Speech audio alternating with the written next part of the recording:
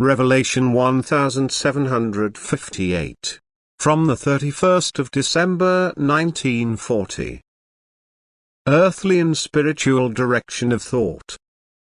Every thought which turns towards the spiritual is an overflow of divine flow of strength to the human being, which is guided through countless spiritually mature entities and conveyed to people by them.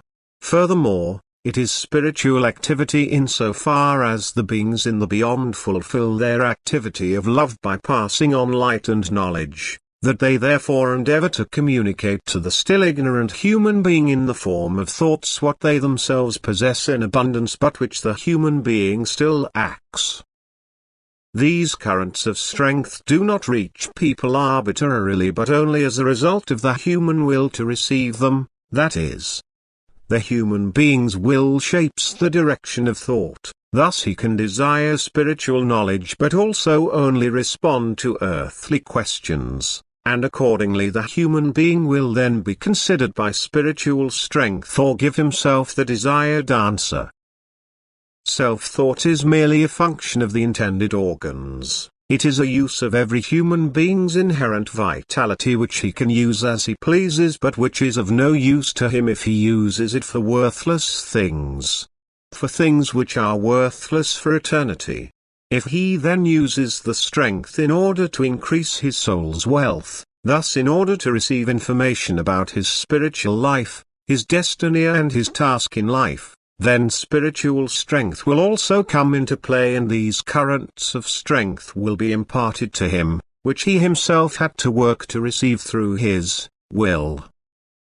But then the success is unimaginable, for the human being is, as it were, drawn into that world.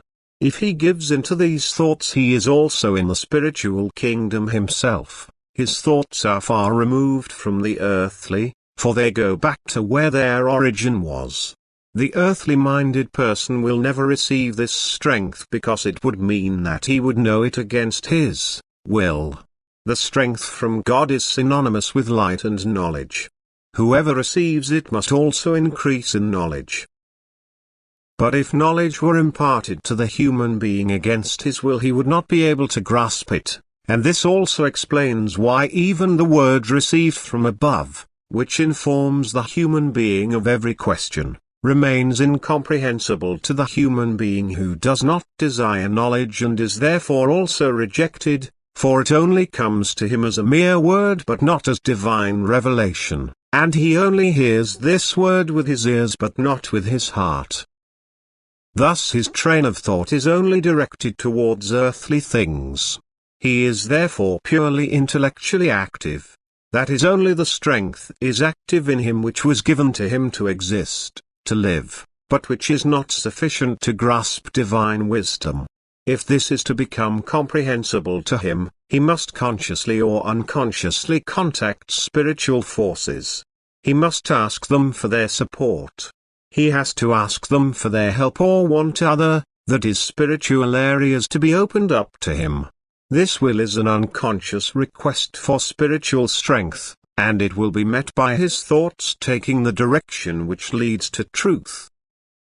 Amen.